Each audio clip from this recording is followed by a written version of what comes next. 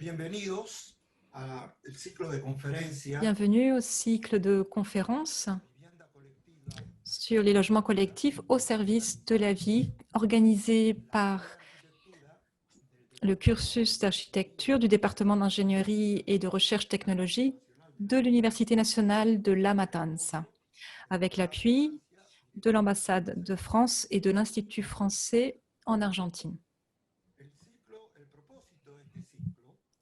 Ce cycle a pour but de présenter comment certains facteurs et limitations économiques et sociales qui pèsent sur les logements sociaux peuvent se transformer en stimulus de création pour l'élaboration de projets de logement qui permettent des espaces généreux en espace et en lumière. On tient à réaffirmer le sens éthique de la recherche et de l'enseignement qui définissent notre cursus et d'une architecture engagée au service de la vie et du bien commun. Pour cela, 3 choses sont nécessaires. Tout d'abord, il faut pouvoir s'éloigner du commentaire latéral pour entrer de plein fouet dans le projet, non pas en tant que pensée abstraite, mais comme une capacité concrète d'invention et un processus de création. Il faut s'éloigner de la parole théorique des théoriciens de tout poil qui cherchent à interpréter l'habitat comme une pensée conceptuelle, mais de permettre que les projets architecturaux concrets puissent prendre eux-mêmes la parole. Au fond, de quoi il s'agit? Il s'agit de reprendre ce que nous disait Le Corbusier, qu'il empruntait lui-même à Charles Péguy lorsqu'il affirmait qu'il faut toujours dire ce que l'on voit et surtout, ce qui est encore plus important, il faut voir ce qui est à voir. C'est donc dans ce cadre-là que nous lançons cette première conférence avec la présence qui nous fait honneur de Jean-Philippe Vassal, l'un de ceux qui représentent le mieux tous ces objectifs énoncés. J'ai écrit un article et je l'ai qualifié de gestion de l'architecture de post-médiatique parce que, en marge de cet exhibitionnisme médiatique, cette façon de mettre en avant des vedettes, sa production va bien au-delà de tout cela. Il vise l'essence même de l'architecture. Donc, inutile ici de répéter l'importance de ces projets que nous connaissons bien et qui sont à disposition sur Google. Inutile également de reprendre ici toutes ces publications, ces récompenses, tous les prix dont il a bénéficié, mais j'aimerais en revanche signaler le dernier prix, le prix Mondero de 2019, que la communauté européenne remet aux meilleurs projets et qui a été octroyé dans le cadre du projet de logements sociaux du Grand Parc de Bordeaux. Je ne vais pas m'attarder sur sa biographie, vous pouvez y avoir accès, mais en revanche, j'aimerais peut-être partager quelques anecdotes. Une anecdote en particulier de ce que nous avons partagé, puisque j'ai enseigné à Bordeaux et à Versailles à ses côtés. Je pourrais vous dire par exemple qu'il y a 20 ans, nous sommes allés ensemble voir des matchs de foot de l'Argentine dans un café de Bordeaux. On regardait ces matchs ensemble. Moi, je mettais le t-shirt argentin. Bien sûr, c'est des très beaux souvenirs pour moi, mais qui sont peut-être un peu superficiels. Ce que j'aimerais vous confier, c'est quelque chose qu'il m'a dit lorsqu'on était en train de célébrer l'impression finale d'un projet que nous avions présenté pour un concours, et où il m'avait dit spontanément, chaque fois que je dois rendre un projet, j'ai le sentiment que le projet me demande de poursuivre encore et encore. Je crois qu'à travers ces mots, à travers cette phrase anecdotique, était déjà présent en résonance une autre description de Le Corbusier qui, dans un livre intitulé « Une maison, un palais », disait à peu de choses près la même chose. Il le faisait avec d'autres mots, mais il disait en gros la même chose. Ce volume lisse et rigide, et là je lis, devient tendu sous la pression d'intentions diverses. L'infiniment perceptible surgit, de nouvelles intentions apparaissent. L'œuvre architecturale qui fait partie du site qui l'environne n'a jamais fini de dire son dernier mot.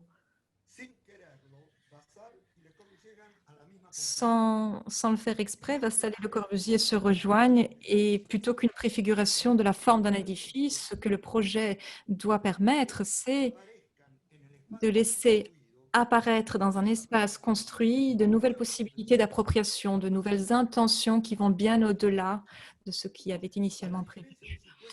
Au-delà d'une pensée conceptuelle et abstraite, au-delà de cette façon qu'a le design de concevoir les objets, les vêtements, le projet d'architecture de Lacaton et Vassal rendent compte du lien profond qui unit le projet à l'espace qu'il produit. Cette ouverture généreuse à la richesse de la vie. Avec ces quelques mots, je finis la présentation pour le laisser en dire un peu plus sur son travail. Donc, je cède la parole à présent à Jean-Philippe. Merci pour cette présentation. C'est bien sûr un plaisir de parler sur ce sujet du logement, de parler avec vous à Buenos Aires. C'est sûr que j'aurais préféré être avec vous, plutôt qu'ici dans mon bureau à Bordeaux, parce que c'est toujours à Paris, c'est toujours une chance de voir de nouvelles villes. Et Buenos Aires, j'ai eu la chance d'y aller à plusieurs reprises. J'en parlerai dans la conférence.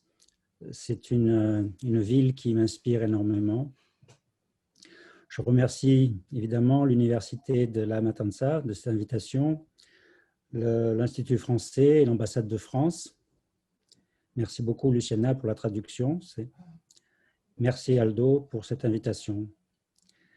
Je crois que la question du logement, c'est le plus beau challenge aujourd'hui pour les jeunes architectes. Un beau logement pour tout le monde. Et précisément, c'est le moment où il faut qu'on s'attache à trouver les réponses et à pousser au bout cette question. Aldo, tu disais une maison, un palais. J'adhère complètement à ça. En tant qu'architecte, il faudrait travailler énormément pour arrêter tout ce système de classification, le logement social, le logement pour les moins riches, pour les un peu plus riches, pour les un peu plus pauvres, pour les bourgeois, pour les très riches. Aujourd'hui, la seule classification qui pourrait compter, c'est un bon et un beau logement pour tous. Et quand on parle d'architecture durable, la seule façon pour que l'architecture soit durable, c'est précisément qu'il n'y ait que des bons et des beaux logements. Ça veut dire des logements agréables, confortables, dans lequel les habitants se sentent libres, dans lequel les habitants peuvent inventer, créer, réfléchir, être ensemble, être seuls, regarder les nuages passer. Et ce challenge-là, bien plus que de faire des sièges sociaux de banques ou de bâtiments industriels, bien plus que même de faire des musées, c'est ce logement-là qui me semble être le challenge essentiel de l'architecture aujourd'hui. Comment on le fait? En relation avec la ville existante, dans la ville existante, avec les habitants, et en le faisant de la façon la plus économique possible pour qu'il soit effectivement, pour pouvoir porter l'ambition de sa qualité au plus haut possible. Je vais essayer, au travers quelques exemples, au travers quelques réalisations, de vous expliquer comment on essaye de s'attacher avec Anne Lacaton à travailler dans ce sens-là. Donc, merci encore. Je vais partager mon écran. Vous allez me dire si ça marche.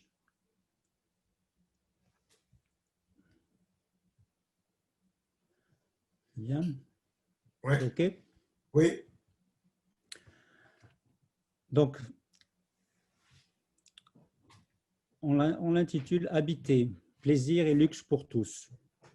C'est très important, ces idées. Plaisir, habiter, c'est du plaisir. Et aussi, c'est du luxe pour tous. Peut-être pour commencer, je voudrais rapidement lire quelques phrases, quelques directions de pensée qui nous animent avec Anne et qui sont essentielles pour voir dans quelle direction on veut aller. Donc, quelques mots que je vais lire. Existant. Qu'il s'agisse de végétal, d'usage, de vue ou de construction, l'existant est la structure préalable de tous nos projets. Nous cherchons invariablement à prolonger des situations existantes, avec le plus de délicatesse et de légèreté possible. Ajouter, s'accoler, dilater, se superposer, enjamber l'existant revêt une économie et une efficacité de fait. La précision. À l'inverse d'un urbanisme de plan masse, nous croyons dans la performance d'un urbanisme de précision, dont l'unité de valeur est l'espace habité, le logement, et non plus l'îlot. Tout dispositif architectural, par la mobilité et les relations qu'il entraîne, fonde alors un acte d'urbanisme. La transformation. Les enjeux de la société contemporaine semblent fondamentalement tournés vers une culture de l'interprétation et de la transformation de ce qui existe. La notion de territoire vierge n'existe plus. Il s'agit d'exalter les capacités de l'existant et de porter un nouveau regard sur la ville. Addition. Nous défendons un mode d'engendrement de la ville par addition d'actes de précision. Ici, la transformation d'existants, puis la juxtaposition de nouveaux espaces, suivie par la réactivation d'espaces publics avoisinants, avec l'application d'une règle durable. Après doit être toujours mieux qu'avant. Habiter. Au-delà du fonctionnel, habiter renvoie au plaisir, à la générosité, à la liberté d'occuper un espace. Cela questionne les possibilités que l'on a autour et devant soi. L'architecture revient à construire des multitudes de situations d'usage, connectées et croisées, qui se déplacent et constituent l'habité. Intérieur. Concevoir l'architecture à partir de l'idée d'habiter, à partir de l'intérieur, revient à construire l'espace par le dedans et non par le dehors, comme un acte extérieur et distancié. Cette inversion du regard permet de résister à l'idée de forme ou d'image. Construire par l'intérieur avec une intention de précision, d'attention et de légèreté. Usage. Offrir à l'habitant des occasions de déplacement, d'appropriation et d'humeur permet de continuer l'histoire d'une architecture de manière passionnante. Par les marges de liberté d'usage que nous introduisons dans nos projets, nous visons à générer des possibilités d'évolution et d'interprétation. La légèreté. La poésie. La notion de légèreté dans l'architecture nous importe beaucoup. Elle concerne aussi bien la façon de se poser dans un site sans l'endommager, l'économie du geste et de la matière, que les délicates sensations perçues par l'habitant. Économie. Nous visons toujours à combiner la plus grande capacité d'une structure avec l'efficacité de sa mise en œuvre et le faible coût des matériaux. Le croisement de ces trois économies permet d'augmenter l'expérience du projet, de rendre possible sa démesure et ses débordements. Nous considérons l'économie comme un vecteur de liberté.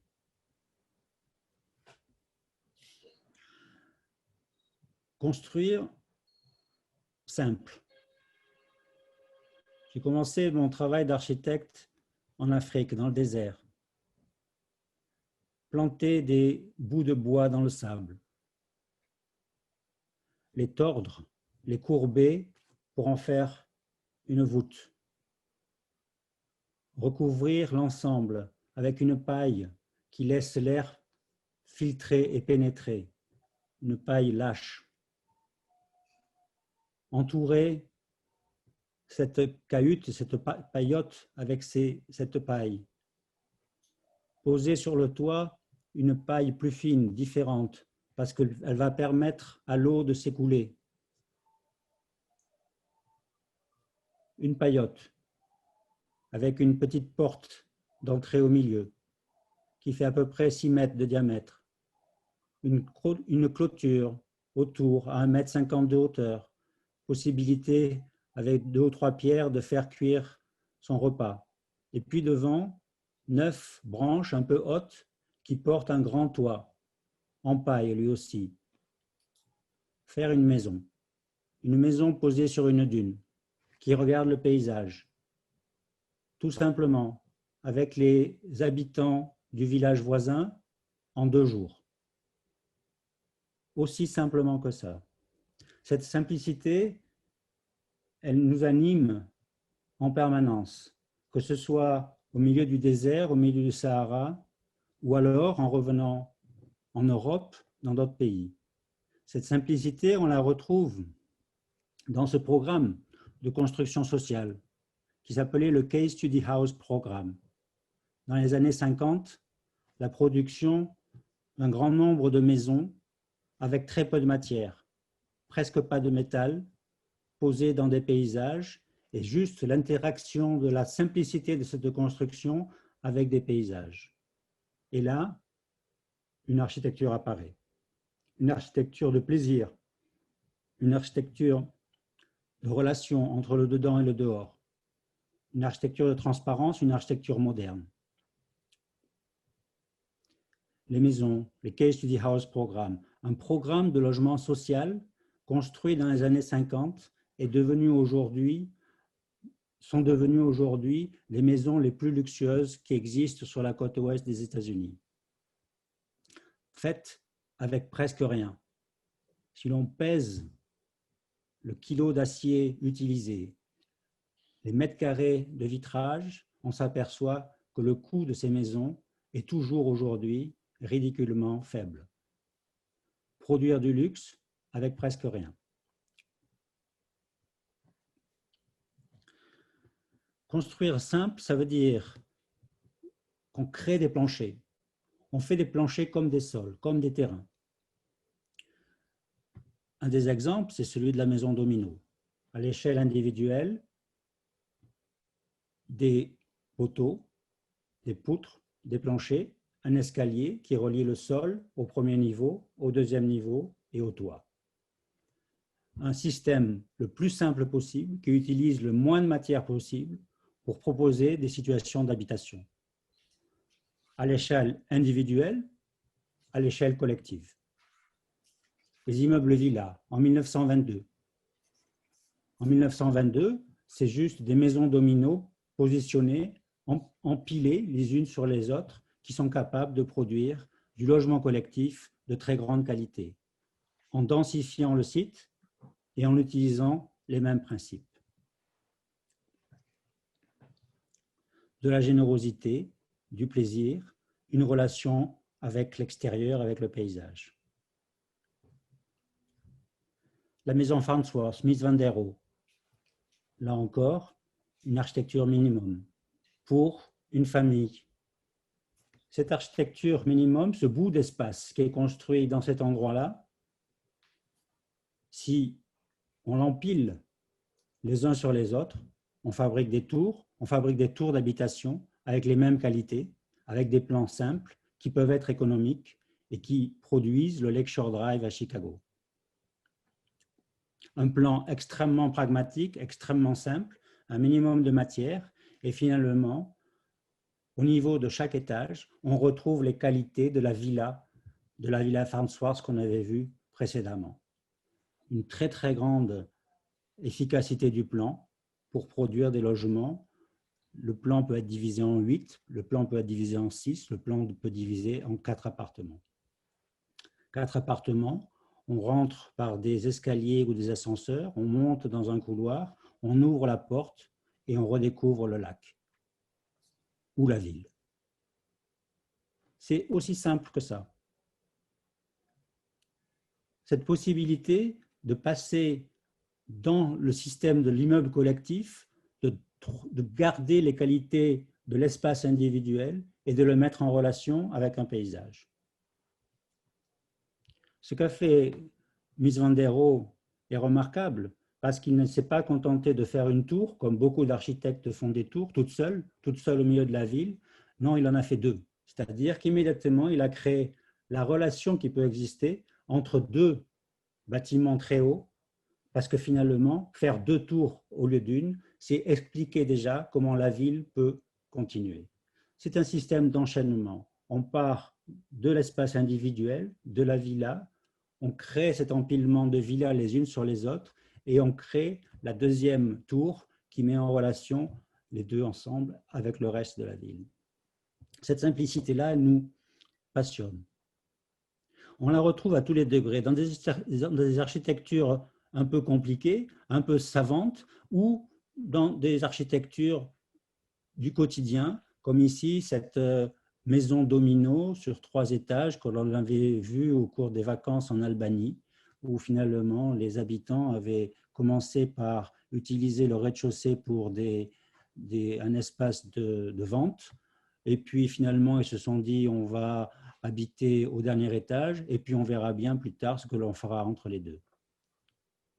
Ou de façon plus ingénieuse, avec ce projet de Frei Otto en 1987, dans le cadre de l'exposition universelle à Berlin, où il a proposé des systèmes de plateformes, des sols, chacun étant à 7 mètres l'un de l'autre, et qui permettraient ensuite à des familles de venir construire leur propre logement, multiplier le sol. Dans un parc, en faisant attention aux arbres, précisément, sans en couper un seul, et en développant ce système. Un système de plateformes sur 2 niveaux, chacune à 7 mètres l'une de l'autre, capable de servir de terrain pour des projets ultérieurs. En discutant avec des habitants et en commençant le projet de cette façon-là. Ça s'appelait les maisons écologiques de Tiergarten, un projet qui est resté pendant très très longtemps totalement inconnu et qui aujourd'hui est particulièrement intéressant à étudier. Faire des sols et également jouer avec les climats, ne pas se battre contre eux. Aujourd'hui, on est dans une problématique où on a l'impression qu'il faut se défendre contre le climat, contre le trop chaud, contre le trop froid, contre le trop de vent. Il nous semble que ce qui est important, c'est de jouer avec le climat, d'être malin, d'être intelligent avec le climat. La bonne référence pour nous, ce sont les serres horticoles. Comment finalement on peut créer des ventilations naturelles, des ombrages naturels qui font que finalement on est capable dans ces systèmes-là, avec des moyens très très limités, avec une économie maîtrisée, de pouvoir créer des conditions d'habitabilité pour des fleurs, pour des roses qui sont tellement plus précises et sophistiquées que celles qu'on fait pour les humains. Donc c'est un système qui nous intéresse énormément dans l'idée de contrôler le climat et de maîtriser le climat et de jouer avec, mais de ne pas se battre contre lui. Nous avons fait plusieurs projets dans lesquels on a utilisé ces serres horticoles et par une adaptation, les transformer en maisons, comme ici à Coutras, au nord de Bordeaux.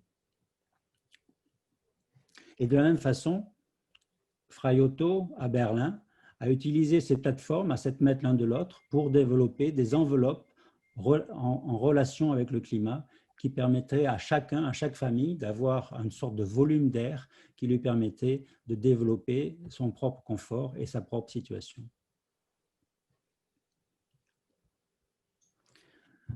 Jouer avec le climat.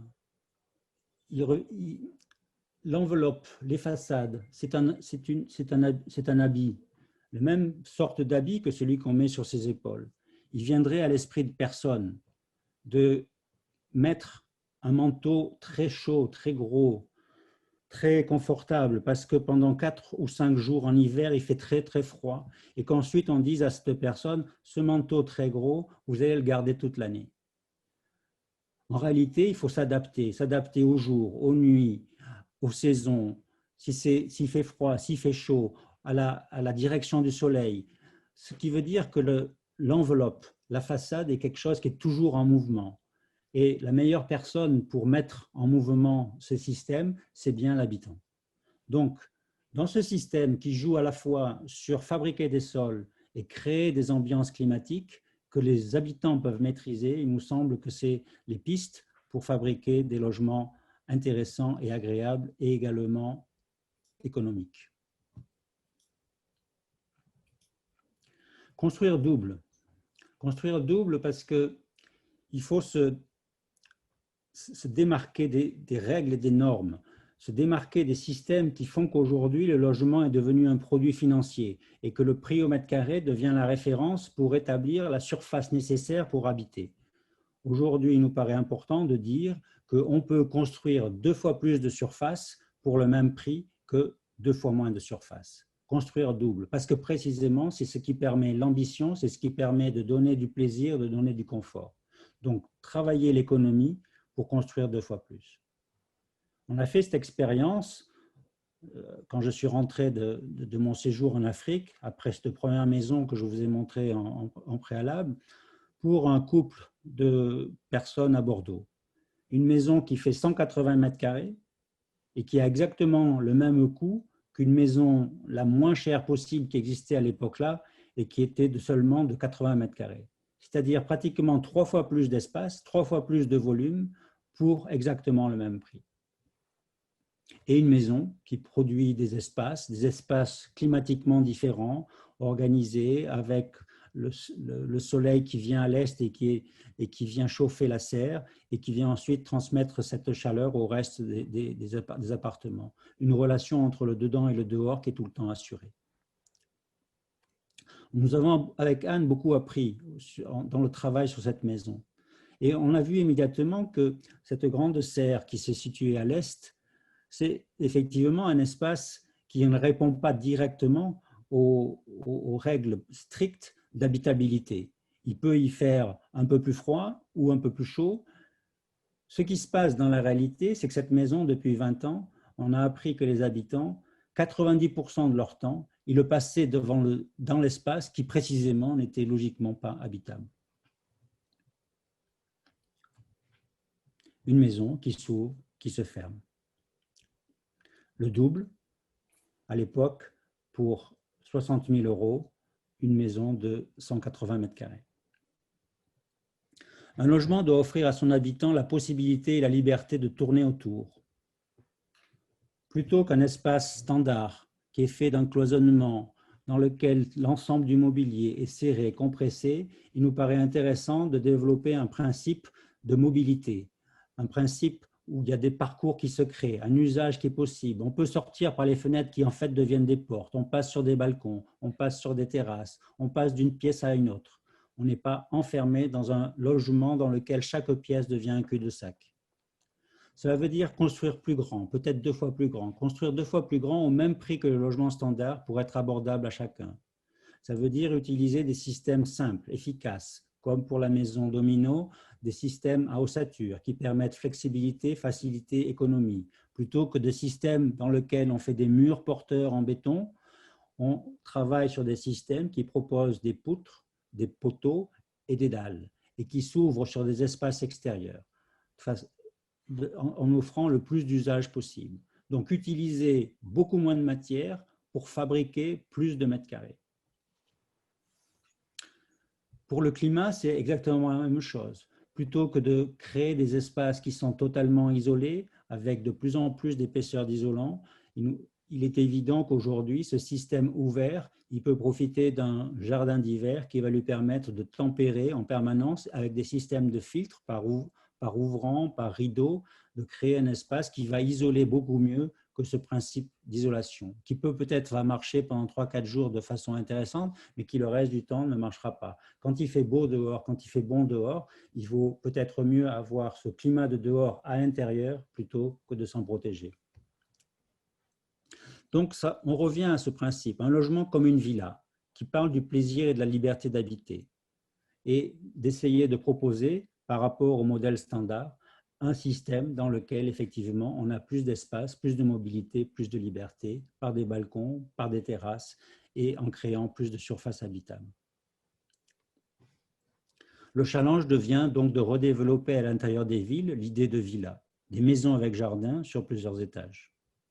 L'idée du luxe est ainsi redéfinie en termes de générosité, de liberté, de plaisir, de facilité, plus d'air, plus de lumière, plus d'espace. C'est ce que nous avons fait dans ce projet à Mulhouse en 2005, qui est un projet d'habitat social.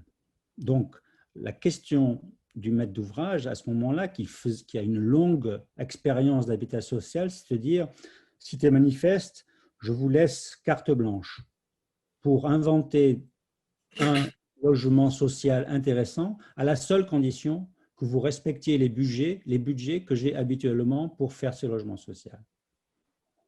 Quand on a commencé à lui dire que ce qui nous intéressait, c'était de développer beaucoup plus d'espace que les logements standards, et qu'on allait le faire au même prix qu'un logement standard, c'est-à-dire qu'on allait faire au même prix qu'un logement de 70 mètres, qu'un T3 par exemple de 70 mètres carrés, un T3 qui pourrait faire 180 mètres carrés. Il nous a dit, mais comment je vais faire pour le louer? Parce que je vais être obligé de louer en fonction du nombre de mètres carrés. Et finalement, on a réfléchi, on a dit, mais ça paraît quand même logique de dire qu'on peut louer ou qu'on peut vendre un logement en fonction de ce qu'il coûte et pas en fonction d'un prix du marché. S'étant mis d'accord là-dessus, ça nous a été possible de faire ces logements et de faire effectivement des logements qui sont 2 à 3 fois plus grands que le standard en respectant le prix du standard. Donc, un système qui reprend un peu des directions que je vous ai indiquées. Donc, au rez-de-chaussée, on le voit sur la coupe, au rez-de-chaussée, une grande dalle en béton qui est portée par un système de poteaux et de poutres sur lequel on vient positionner des serres horticoles qui vont effectivement gérer le climat. Donc, dans cette combinaison de la production de sol et de la fabrication de mètres cubes de climat, on arrive assez facilement à du logement et de l'habitat. Sous les serres, une partie est isolée et une partie fonctionne comme un jardin d'hiver. On voit ici tout le système standard des serres horticoles avec toute leur sophistication de maîtrise climatique, de ventilation haute, de système de vélum, de filtres, de ventilation naturelle, de protection contre le soleil quand il y a trop de soleil et qui est posé sur une structure en béton qui assure une autre partie. Donc, sur l'ensemble du terrain, il était possible de faire 14 logements avec à peu près cette surface supplémentaire. On voit ici le début de la construction, la fabrication de la base avec le système préfabriqué en béton, poteaux, poutres, sol, et la pose des serres horticoles qui gèrent le climat au-dessus. Une fois que ce système est établi, il n'y a plus qu'à établir un système de logement, de partition à l'intérieur du système qui fait que, en essayant de donner à chaque logement un maximum de qualité, être en bas, être en haut, être au sud, être au nord, être traversant, on arrive à ce type de cloisonnement, c'est-à-dire avec des logements qui parfois sont grands en bas et petits en haut, mais qui se combinent avec des logements qui sont petits en bas et grands en haut. Le projet terminé, on voit ici un angle. Donc là, c'était le projet à peu près en 2005 quand on a terminé. Et on va peut-être regarder cet appartement. Donc un projet ici au rez-de-chaussée, un T5 qui est petit dans la partie rez-de-chaussée et qui a en duplex un très grand R+1 qui donne sur la serre. Donc en bas, un petit bout en relation avec le jardin, avec une chambre qui donne ensuite sur un escalier qui permet de monter à l'étage, dans lequel on trouve un grand séjour qui donne sur le jardin d'hiver et une grande serre au niveau du jardin d'hiver. Qui permet d'avoir ce système de relation avec l'extérieur, contrôler et maîtriser le climat. Cet appartement, il est combiné avec son inverse, qui lui est très grand en bas et tout petit en haut. Donc ce sont des logements qui font à peu près 180 mètres carrés. Donc on voit ici, au moment de la livraison, à peu près en 2000, il y a une quinzaine d'années, le séjour de ce grand logement. Nous y sommes allés récemment et donc on peut voir effectivement exactement le même logement 15 ans plus tard. Donc on voit ici effectivement cette générosité de l'espace et son occupation. Le séjour, la relation avec le petit jardin au rez-de-chaussée, un garage dans lequel, en fait, les habitants n'ont pas de voiture parce qu'elle peut rester dans la rue et donc il leur sert de rangement et de stockage. On revient dans le séjour, on voit au fond l'escalier qui monte à l'étage, une bibliothèque, donc avec des zones qui sont plus sombres et des zones beaucoup plus lumineuses. On monte à l'étage.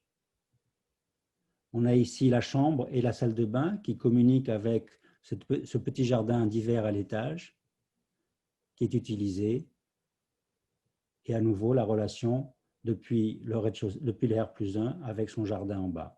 Donc ça, c'est à peu près 15 ans après la construction et c'est effectivement la façon dont finalement les gens se sont appropriés cet espace et la liberté qu'ils ont trouvée dans ce type de logement.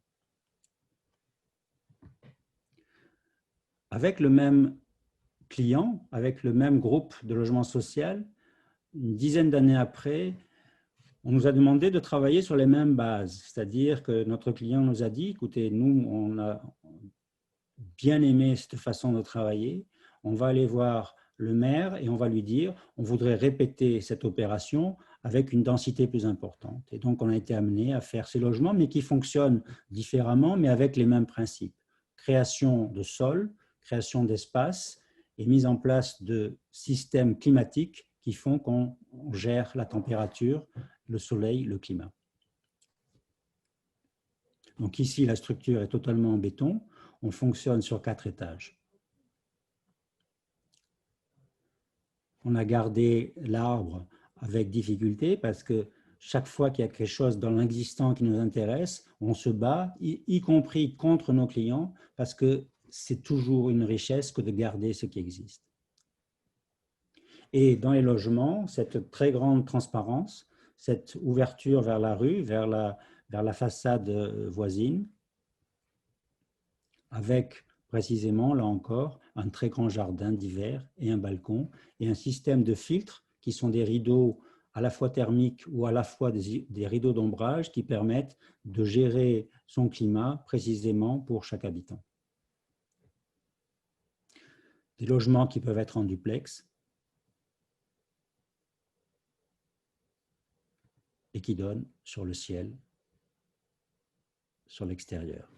Chaque logement, on a l'impression que c'est à la fois faire partie de la ville, c'est à la fois être un habitant, être dans la ville, être en face de son immeuble, monter, prendre l'escalier, prendre l'ascenseur, ouvrir sa porte et redécouvrir le ciel. Pour nous, dans cette construction, dans ce mouvement qu'il y ait depuis le piéton, depuis la rue, et ensuite jusqu'à l'appartement, et trouver cette sorte de sérénité, cette sorte de solitude, cette sorte de plaisir d'habiter, il y a là quelque chose qui nous paraît absolument essentiel pour chaque logement. Dernièrement, un projet, une tour à Genève, qui est faite en relation avec l'extension de la ligne de chemin de fer, dans lequel le système fonctionne de la même façon, sauf que là, il y a une mixité de programmes, puisqu'au rez-de-chaussée, on a des commerces. Ensuite, on a 5 niveaux de bureaux et les 16 derniers niveaux sont des niveaux de logement.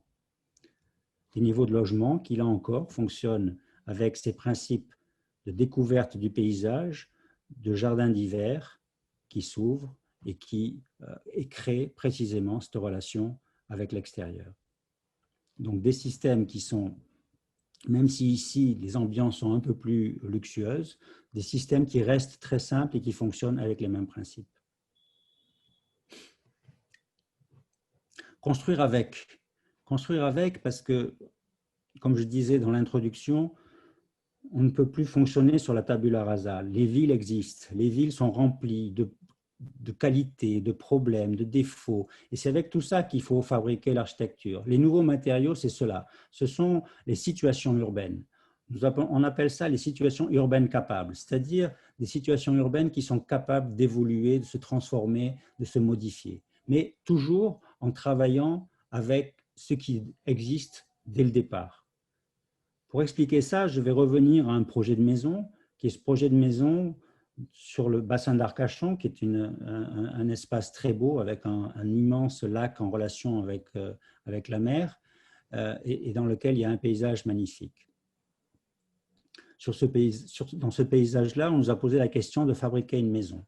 En général, ce qui se passe, c'est qu'on est sur des dunes de sable, on a des plantations de pins, et dans ces situations-là, en général, on rase en partie, on arrase la dune de sable, on coupe les arbres et on fabrique une maison. Et précisément, avec cette idée de faire avec, il nous a semblé important de dire, sur ce terrain-là, pas un arbre ne sera coupé et ne touchera pas à la forme de la dune de sable.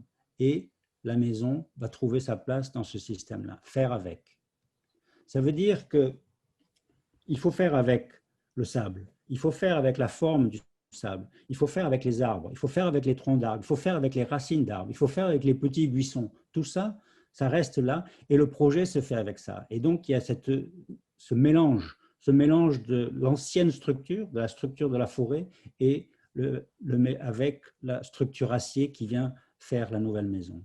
Et donc, c'est dans cette relation entre les deux systèmes que l'espace apparaît et que l'architecture se fabrique.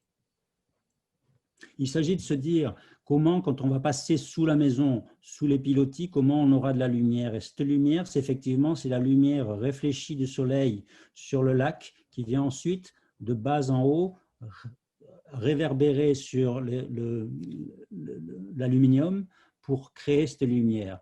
Un peu plus jaune quand la marée est basse, un peu plus bleu quand la marée est haute. Et les arbres qui continuent à traverser. Donc, juste construire avec et autour des arbres, les laisser traverser la maison, les laisser continuer à se balancer avec le vent. On voit ici les points noirs, ce sont tous les arbres qui se trouvent dans la maison. Certains au milieu du couloir, entre la chambre et la salle de bain, qui obligent à se faufiler. Et puis, effectivement, cette situation où on a cette construction assez simple, finalement. C'est juste une sorte de case study house posée sur pilotis à travers laquelle des arbres passent. Donc, on reste dans cette idée de simplicité d'une villa, mais simplement en prenant en compte la richesse d'un existant et en mélangeant les deux. Il nous semble qu'aujourd'hui, ce travail sur des systèmes constructifs extrêmement simples, en tirant parti au maximum des existants, est le challenge qui nous intéresse. Ça, dans toutes les situations. On peut être sur un très beau paysage au bord de la mer, avec des arbres, avec des dunes de sable, ou on peut être en banlieue. Ce qui nous intéresse aussi, c'est faire avec ce qui existe, avec les gens, le climat, les arbres, les sols, avec tout ce qui est déjà là, avec l'économie pour faire plus avec moins. Ça, c'est un travail que l'on fait avec Anne Lacaton et Frédéric Druot depuis plusieurs années, depuis une quinzaine d'années, avec Christophe Hutin, qui est un collègue à Bordeaux plus récemment. On est en totale opposition avec les programmes nationaux de démolition. Il y a des tours d'habitation et des barres d'habitation qui ont été construites dans les années 60-70 pour loger le plus grand monde, qui ne sont pas exceptionnelles, mais aujourd'hui, dont on dit il faut les démolir parce qu'on ne sait pas réparer, parce qu'il y a des problèmes sociaux, parce qu'il y a des tas de problèmes. Et aujourd'hui, alors qu'en France, on est dans une situation où il y a un nombre de demandes de logement considérable, plus de 200 000 personnes demandent des logements autour de Paris, la réponse qui est faite, et alors qu'on n'arrive pas à construire suffisamment, c'est de détruire ce qui existe. On sait très bien que les gens qui sont dans les logements, il va falloir le trouver en attendant des systèmes d'hôtels, d'hébergement, avant qu'ils puissent aller dans des nouveaux logements. Et malgré tout, on dépense et on démolit tout cet argent sans réfléchir à d'autres solutions. on a essayé de trouver des situations alternatives. Parce qu'on ne peut pas se satisfaire de ce gaspillage d'énergie, de béton, et puis également de vie qui a existé là, même dans des conditions difficiles. On appelle ça plus. Je parlais d'addition. Il nous semble toujours que la solution aujourd'hui, c'est d'ajouter, d'additionner. Ça veut dire qu'il y a des situations dans lesquelles on peut imaginer qu'on se retrouve comme ça, à regarder le paysage par des petites fenêtres, et qu'il s'agit de basculer, de les transformer, de ramener de la cellule d'habitat à la villa, et éventuellement de pousser encore plus pour faire ces balcons. C'est-à-dire que ces situations-là, dans lesquelles la vie, il n'y a aucun plaisir à habiter, il n'y a aucune joie à habiter dans des situations comme ça, on réfléchit à comment on modifie ça, on transforme ça et on crée des additions. Ça qui change et qui se transforme comme ça. Mais aussi des entrées d'immeubles qui, au lieu de ne pas être utilisées, permettraient à des gardiens, à des concierges de se trouver là, à des espaces dans les étages bas, au premier étage, deuxième étage, troisième étage, qui pourraient servir aussi à créer de la mixité dans ces immeubles, avoir des bureaux, des architectes, des avocats, des dentistes, avoir des endroits dans lesquels les enfants peuvent s'amuser en créant des espaces de jeu avec des piscines ou des espaces de jeu pour les plus petits, des endroits dans lesquels on pourrait créer des saunas, des hammams, des endroits dans lesquels, plutôt que d'avoir la machine à laver dans sa salle de bain, à l'étroit, d'avoir des endroits dans lesquels on peut trouver ses lingeries, des endroits dans lesquels les gens pourraient regarder des films ensemble ou dîner ou faire des repas ensemble ou jouer aux cartes. Donc tout ça, au lieu de démolir, on peut effectivement se dire, mais si on transformait, et des toitures qui, au lieu d'être aussi désertes que ça, pourraient être occupées. Ça, on avait fait une étude il y a une dizaine d'années avec Frédéric Druot pour essayer de développer cette alternative. Et la première occasion qu'on a eue, c'était sur cette tour à Paris que les habitants appelaient Alcatraz, et qui effectivement avait perdu toutes les qualités qu'elle pouvait avoir à l'origine, puisque dans les années 80, on avait rajouté ces panneaux roses et rouges d'isolant par l'extérieur et on avait remis de nouvelles menuiseries en plastique à la place des menuiseries acier qui étaient beaucoup plus fines. Donc un immeuble de 100 logements promis à la démolition. Et là, précisément, plutôt que de les démolir, on a essayé de réfléchir à comment on pouvait rajouter des modules de jardin d'hiver qui venaient se greffer sur l'existant. En site occupé, c'est-à-dire que les gens sont restés à l'intérieur du logement, on voit comment le séjour existant en gris, en noir, vient se développer par des systèmes neufs en rouge qui sont ces principes de balcons préfabriqués, de jardins d'hiver préfabriqués sur une profondeur de 3 mètres. Donc, en blanc, on a l'immeuble tel qu'il existait, en rouge, les ascenseurs qu'on remplace ou qu'on vient ajouter, et en vert, des espaces de chambre, des espaces de cuisine, des espaces de séjour et des espaces de jardin d'hiver supplémentaires.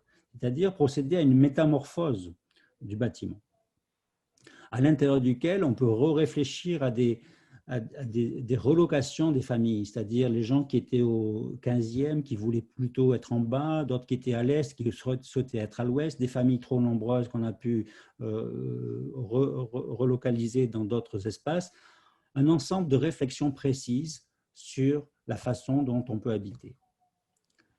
Et le projet est devenu celui-là. Donc, un ensemble de travaux par l'intérieur qui finalement aboutit à une nouvelle image.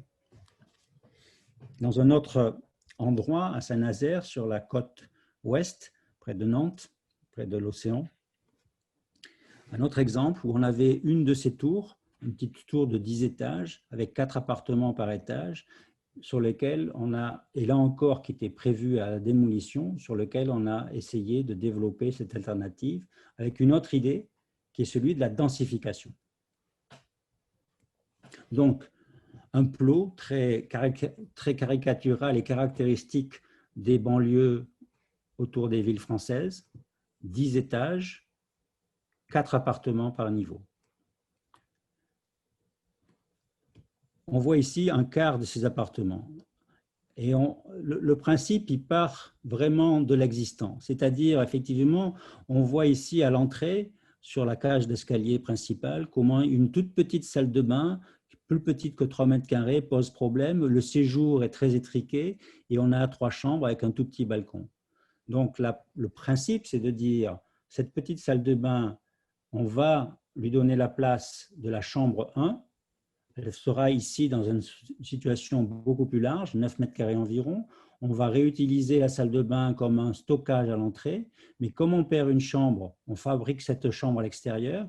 Le balcon est agrandi par un grand jardin d'hiver et on retrouve un grand balcon tout du long. Ce qui fait que ce logement, qui est un quart de chaque plateau, redevient un espace beaucoup plus grand par transformation.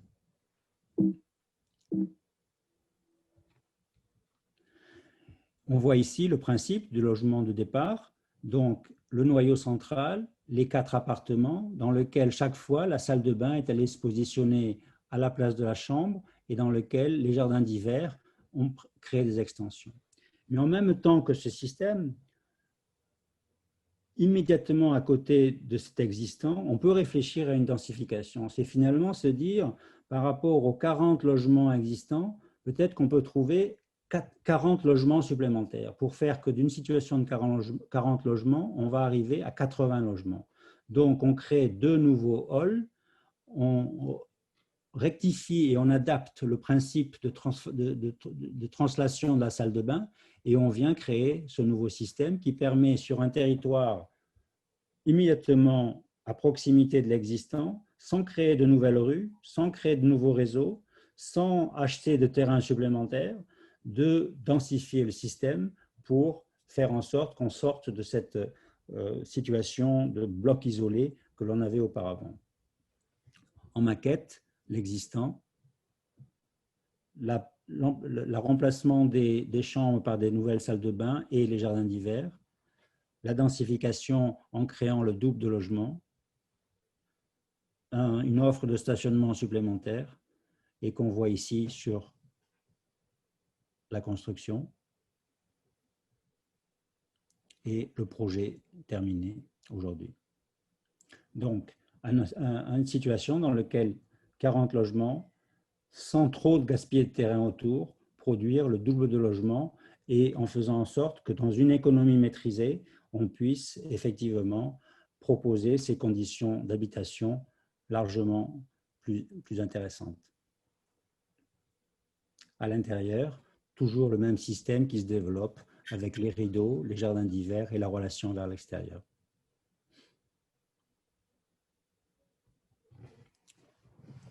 Je vais parler du projet que Aldo Rifkin a mentionné, qui a été celui qui a été reconnu par le comité Mies van der Rohe en tant que, pour avoir ce prix, et qui se situe à Bordeaux, dans le quartier du Grand Parc. Bordeaux est une ville relativement basse, et on voit au loin ce quartier qui était le quartier du Grand Parc et une sorte d'immense mur qui est fait avec ces 3 bâtiments sur lesquels il y avait ce principe de transformation de pré. Donc on voit ici, sur cette photo, 3 bâtiments qui étaient les 3 bâtiments sur lesquels, avec Christophe Hutin et Frédéric Duruot, nous avons eu à travailler. C'était des logements qui avaient été laissés totalement à l'abandon parce que l'idée de la municipalité était de les démolir. L'idée du bailleur social précédent était également de les démolir. Le fait qu'on avait un nouveau directeur qui s'était intéressé à notre système alternatif nous a amené à réfléchir à une transformation. Ce sont des bâtiments qui datent des années 60, qui sont relativement solides, qui sont tous remplis, il n'y a pas un seul logement vide. Et la seule intervention qui a été faite dans les années 80, c'est d'essayer de les égayer en créant des peintures sur les façades. Sans beaucoup de succès, évidemment, on comprend. Les bâtiments, il ne faut pas les regarder comme ça. On ne peut pas se dire, c'est des grands rectangles dans le paysage. ce qui est intéressant, et c'est là où ça nous intéresse de réfléchir depuis l'intérieur, c'est de dire que ces 550 logements, c'est près de 3000 pièces, 3000 chambres, qui ont toutes, pendant 5 ans, 10 ans, 15 ans, 30 ans, été décorées, changées, transformées, améliorées, et que c'est cette richesse-là qui est intéressante. Comment faire avec? Garder les habitants en place, faire en sorte que tout leur bibelot puisse être maintenu et que les conditions d'habitabilité soient développées.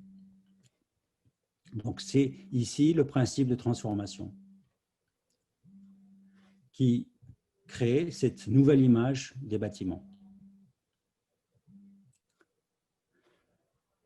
En site occupé, en faisant attention, beaucoup de personnes âgées, que chacun puisse rester, dormir toutes les nuits dans son logement, se laver chaque matin dans sa salle de bain, tout en faisant la transformation, la métamorphose.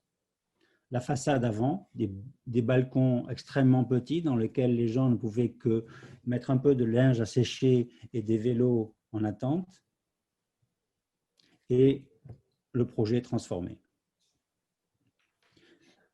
Sur l'existant, on pose un système de modules d'extension préfabriqués, on pose des nouveaux poteaux.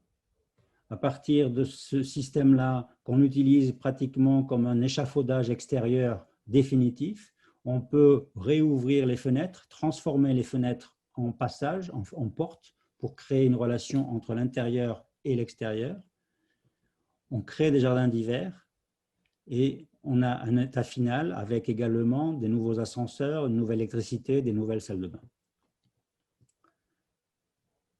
L'état précédent, on voit ici la rudesse de ces barres. On voit tout à fait en bas une ligne de fondation pour porter les nouvelles extensions. Le montage des dalles préfabriquées, ce sont des dalles qui font 4,20 m de profondeur et 6,40 m de long, qui sont préfabriquées avec déjà le garde-corps de protection, qui viennent se positionner le long de la façade. Elles ont leur propre fondation, elles se stabilisent seulement sur la façade existante. On crée ces accroches vis-à-vis de la façade existante et on monte ainsi de suite les poteaux préfabriqués les uns après les autres et les dalles ainsi de façon successive. Le balcon tel qu'il était auparavant, vu de l'extérieur, avec les nouveaux planchers qui ont été amenés. À l'intérieur, on protège les habitants, mais de la même façon qu'on protège les ouvriers, parce qu'en démontant les façades, il faut faire attention à l'amiante et à la pollution de certains matériaux. Donc, il y a un travail hygiénique à maintenir. Donc, pendant une journée, on a ce système de protection. Les ouvriers par l'extérieur viennent ouvrir la façade, l'ancienne fenêtre, et la transforment en un large passage, pour clairement créer ce passage entre l'intérieur et l'extérieur. On retrouve l'intérieur en enlevant la boîte de protection. On met les nouvelles fenêtres en applique devant le passage et pratiquement au bout de 2 jours, l'habitant peut à nouveau bénéficier de l'extension devant son ancienne fenêtre. C'est une transformation totale des logements, c'est-à-dire une sorte d'ajout de ce qui manquait à ces logements. C'était des logements pris entre des voiles béton très gros, très épais, avec aucune pièce plus importante qu'une autre, et tout d'un coup, on a une pièce longitudinale qui vient s'accrocher sur le dehors de 4,20 m de profondeur et qui vient créer un espace supplémentaire. Le logement a été transformé en une villa, avec le plaisir d'habiter supplémentaire, la possibilité de cette liberté d'avoir des plantes, d'avoir de nouveaux mobiliers, d'avoir plus de lumière, de pouvoir bouger, de pouvoir tourner autour de son appartement.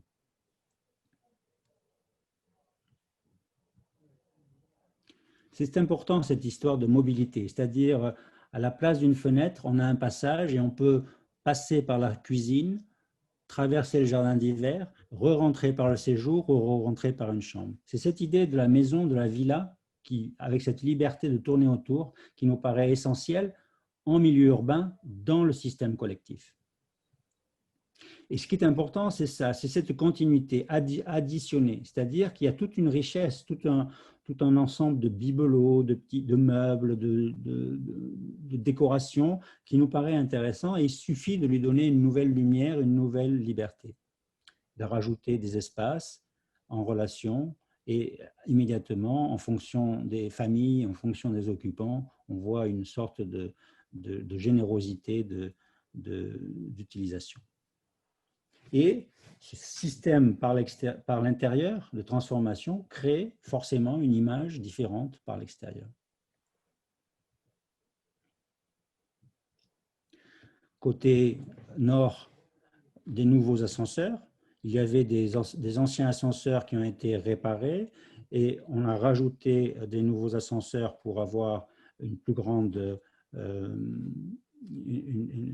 possibilité d'accessibilité.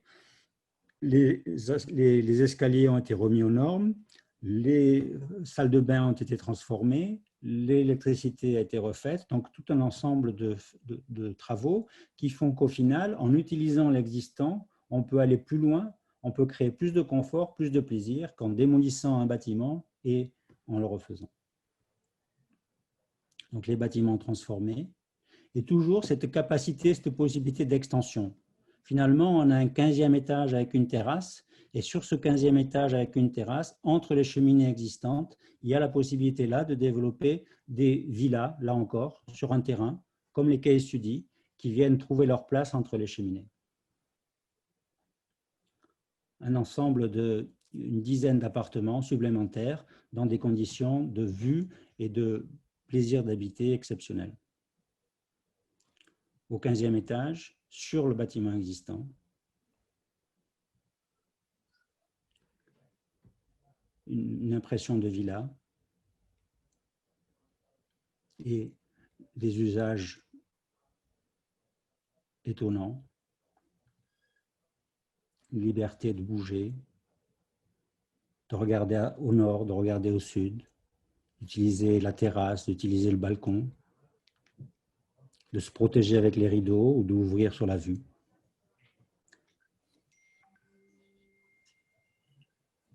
Transformer un logement, une cellule d'habitation en une villa. La ville est faite d'une multitude de situations comme ça.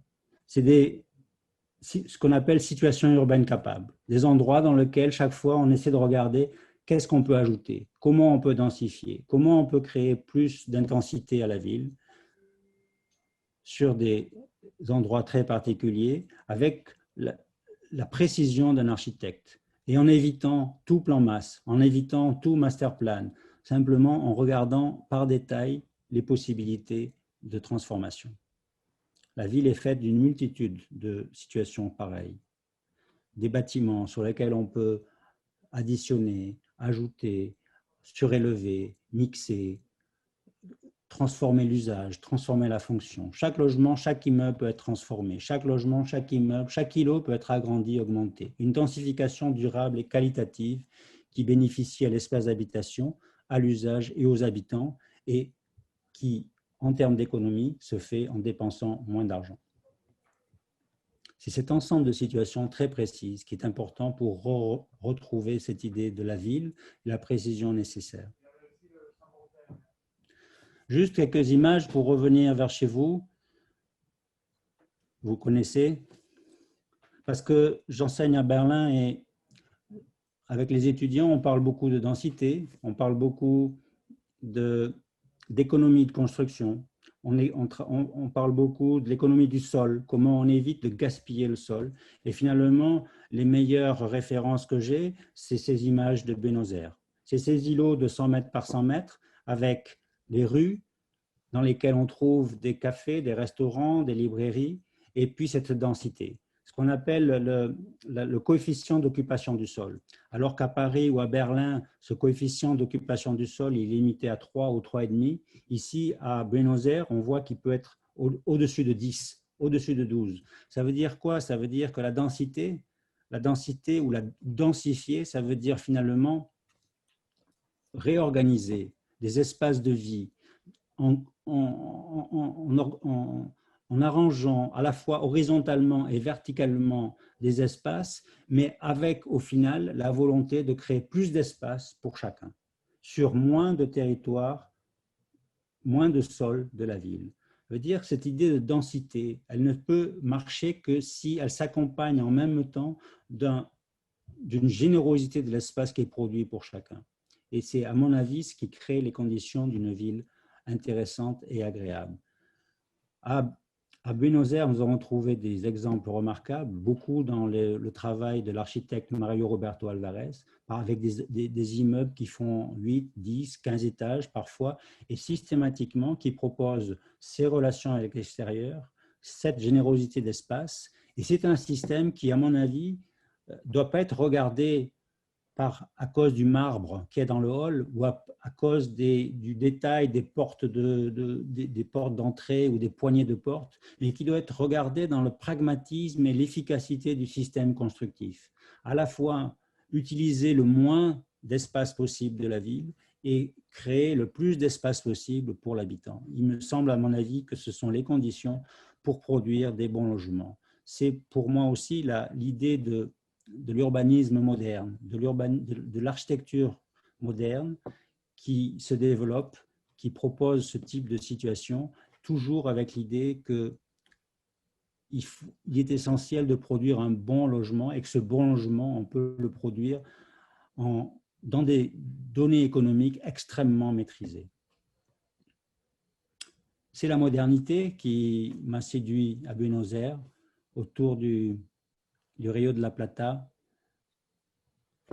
et de ce dessin de Le Corbusier, puisque Aldo, tu parlais de Le Corbusier, pour expliquer vraiment que la modernité est là, qu'elle est là peut-être dans les années 60, 70, et que c'est cette modernité-là qu'il faut retrouver, parce qu'elle nous paraît essentielle, et je pense qu'aujourd'hui, c'est la seule qui est capable de relever ce challenge du bon logement, du beau logement, et du logement pas cher pour tous.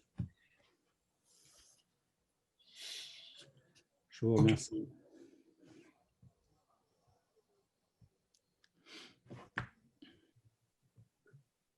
Antes que nada, Avant tout, yo voy a ver eso como los asuntos de este idioma, así no me explico.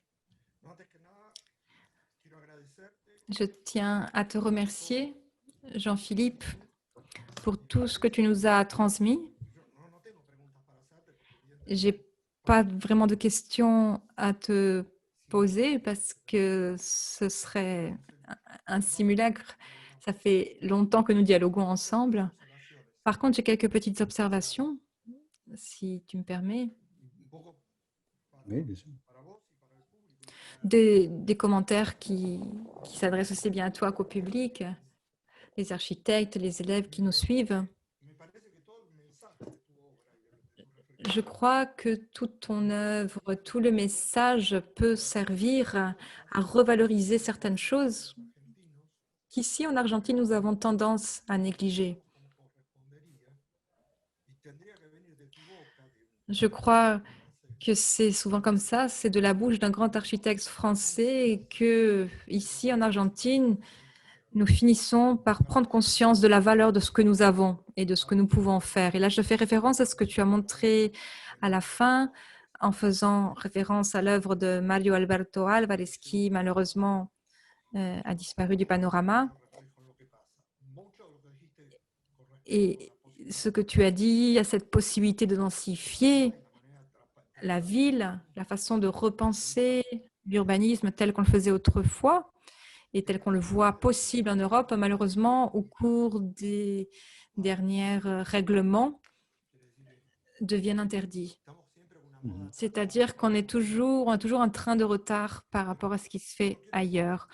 Et comme si on reculait, si on marchait à reculons. Mais je ne veux pas ici avoir un discours politique ni critiquer des règlements. Ce que je veux et qui me semble plus intéressant, c'est de mener cette bataille culturelle, c'est-à-dire de comprendre à quel point c'est important de convaincre les gens que ce qui doit nous importer au niveau du logement social, au niveau de la ville, c'est la façon dont nous habitons ces espaces, c'est cet intérieur. Et ton œuvre à ce niveau est édifiante quand tu montres que depuis l'intérieur, on va concevoir.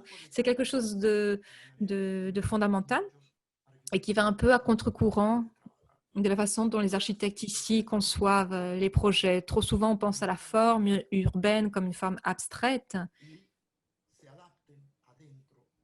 Et ensuite, on adapte l'intérieur, la distribution des pièces pour que ça puisse correspondre aux exigences des programmes. Mais je crois que la démonstration que tu nous as faite montre à quel point le processus de l'architecture doit aller du dedans vers l'extérieur.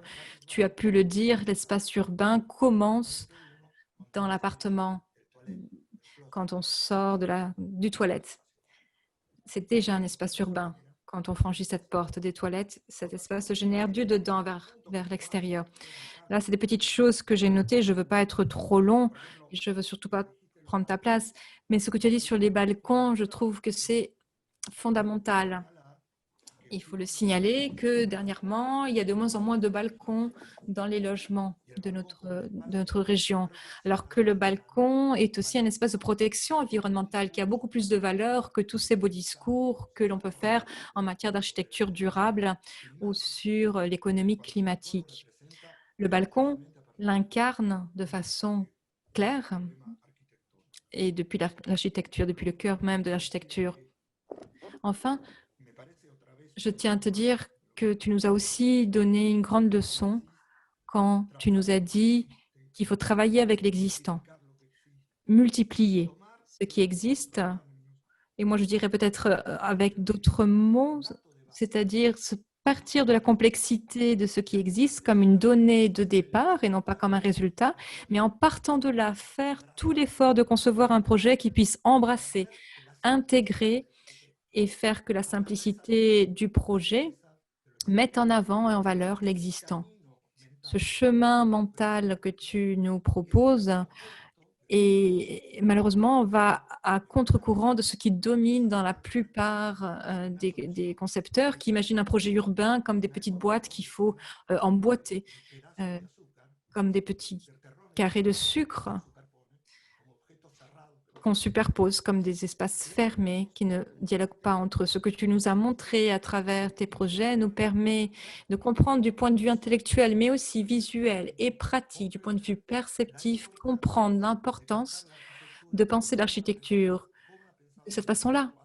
Et comme le faisait Mario Roberto Alvarez, non pas parce que vous soyez des grands maîtres ou toutes ces choses-là. Il ne faut pas faire des interprétations sociologiques, épistémologiques, sémiologiques. C'est pas ça qui intéresse, mais c'est parce que ça permet de produire des espaces qui soient agréables, des espaces de plaisir, des villas qui existent encore dans des petits coins de Buenos Aires et que nous devons préserver. En tout cas, c'est à ceux qui enseignent l'architecture qu'il faut rappeler tout cela. Il ne faut pas perdre de vue. Non, oui, effectivement, c'est très peu de choses à dire. Je crois que simplement, il faut regarder la ville avec beaucoup de délicatesse et de précision et en détail et en profondeur. Il y a des choses qui vont et des choses qui ne vont pas. Et parce qu'il y a des choses qui ne vont pas, ce n'est pas nécessaire de tout enlever pour refaire quelque chose. Dans beaucoup de cas, et économiquement, nous, on l'a démontré, c'est intéressant de garder ce qui va et de rajouter ou de changer ce qui ne va pas.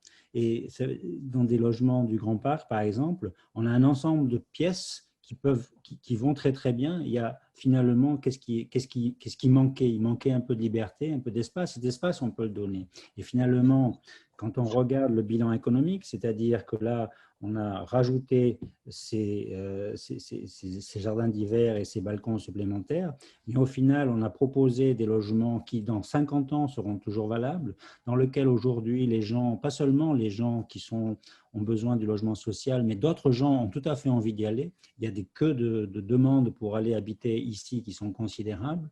Et simplement, en rajoutant quelque chose, on dépense beaucoup moins d'argent que si on avait cassé et reconstruit quelque chose qui aurait été plus petit que ce que l'on a fait aujourd'hui. Donc, c'est un principe simple. Nous, on dit toujours que démolir et reconstruire, c'est comme 1 moins 1 plus 1. À la fin, on a 1. Quand on additionne, on a 1 et on rajoute un demi, et à la fin, on a un demi, 1 et demi. 1 et demi en dépensant le demi plutôt que de dépensant 1 moins 1 plus 1. Ça, c'est économiquement, je pense que c'est quelque chose qui va absolument dans le sens aujourd'hui de l'écologie, dépenser moins de béton, casser moins de béton, construire moins et rajouter en utilisant l'existant. Sans parler des déménagements des gens, en évitant ces choses-là, en faisant attention à eux. Les gens ont pu rester dans le chantier pendant tout le temps. Des relations sociales se sont créées. Il y avait des habitants qui faisaient le café pour les ouvriers. Il y a eu des relations étonnantes. Je pense que c'est quelque chose qui n'est absolument pas perceptible dans le plan urbain et qui ne marche et qui n'existe que si on s'attache architecturalement, très précisément, à travailler dans le détail et dans la précision. Muy bien. Gracias por todo. No sé. Merci pour tout. Merci à vous beaucoup. Por ahí después, no sé si lo matemos la grabación, pero quisiera Je ne sais pas si après ça, on va le presentarte al garder. coordinador de la carrera y al Mais decano je voulais te présenter le doyen et le directeur du del cursus, departamento. du département. Acá, no sé si podrán hablar, ¿están Je ne conectados? sais pas s'ils peuvent parler. Oui, je crois qu'ils sont là, qu'ils sont avec nous dans le Zoom. Oui, on a Enrique Amoroso, Enrique Amoroso es el coordinador de la carrera. le coordinateur donc de Y Jorge ce Sperovi, cursus, et Jorge Esperovi, qui est que aussi está al lado, no sé si se connecté. ve, Je crois qu'il es est el sans decano, caméra, y los dos colaboraron qui est le mucho. doyen de la chaire. Ils ont beaucoup collaboré El pour decano del organiser departamento, ces cycles, du département, le doyen du département. Et bravo encore pour ce cycle de conférences. Et puis, je souhaite tout le meilleur pour le prochain conférencier et les prochains conférenciers. Je crois que c'est Ahmed Fayden et puis un très bon ami, Borel, qui vient de Paris aussi. Querías hablar, Enrique. Simplemente agradecer. Enrique Amoroso tient à remercier les professeurs et les élèves au nom des professeurs et des élèves des apports de cet échange. Pour nous, c'est vraiment très, très précieux. Voilà ce qu'on tenait à vous dire. Merci.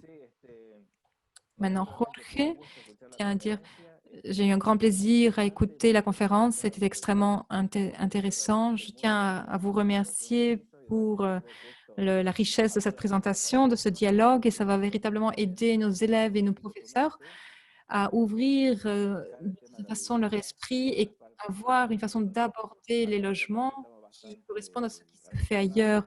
Car parfois, on a des préjugés ou on répète un peu ce qu'on sait déjà faire sans la possibilité d'innover ou sans une pensée nouvelle qui permet de concevoir le logement comme un lieu de plaisir.